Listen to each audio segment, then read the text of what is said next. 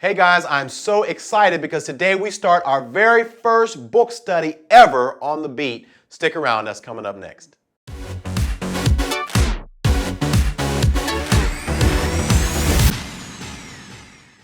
Hey everyone, my name is Alan Parr. Thank you all so much for hanging out with me today. Here on The Beat, we release a new video every single Tuesday, but today is Friday and we're going to do something a little bit different. For the next 4 Fridays, we're going to be studying the book of Philippians together. Why the book of Philippians? First of all, because it's a short book. Second of all, it's easy to read. And finally, it is packed with all sorts of practical application. All right, so before you ever study any book in the Bible, it is critical that you do your research, you do your homework, and you check out the background of that book. So here we go. First of all, the church was located in a city called Philippi, and it was founded by the Apostle Paul on his second missionary journey in AD 49.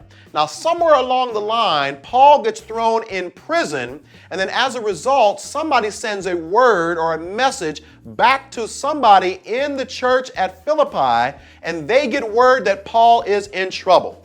At which time, they now send one of their major leaders in the church, a man by the name of Epaphroditus, and they send him from Philippi to travel some 800 miles to go check on Paul, who is now imprisoned in Rome. So Epaphroditus arrives in Rome and visits Paul in prison and communicates 3 things to him. First of all, he gives Paul a financial gift that demonstrates the church's love and appreciation for his investment in their lives. Second of all, he reports to Paul on the condition of the church, any issues, any troubles, any concerns, any questions that they may have for him. And then finally, he wants to communicate to Paul as clearly as possible that this church loves him, they are concerned about him while he is in prison. And so in response to this visit in prison by this major leader in the church named Epaphroditus, Paul then handwrites what we know today is called the book of Philippians, or the letter to the Philippians,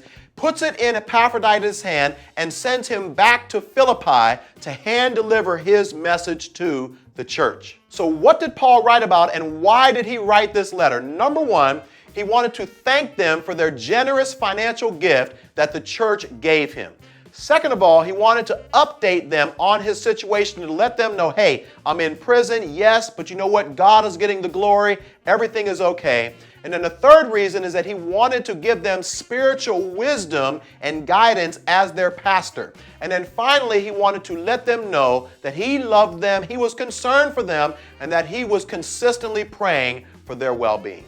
The major theme of the book of Philippians is joy. As a matter of fact, 16 times either the word joy, rejoice, or some version of that word is mentioned in this book, which lets us know that it is a major theme. And the idea here is that Paul is writing this letter from prison, indicating or letting us know that even though your situation or your circumstances may not be that good, you can still experience true, authentic, and genuine joy no matter what you're going through. So guys, by next week, your assignment is to read Philippians chapter 1. I hope and pray that God will speak to you and that you will join me on this journey of studying the book of Philippians. If you found this video helpful in any way, feel free to share it with a friend. Also, if you haven't done so already, hit that subscribe button above. I'd love to hear your thoughts, so I pray that you will read along with me. Leave your questions, comments, thoughts, observations in the comment section below every single Friday. Hey, thank you all so much for watching, and I'll see you next time on The Beat.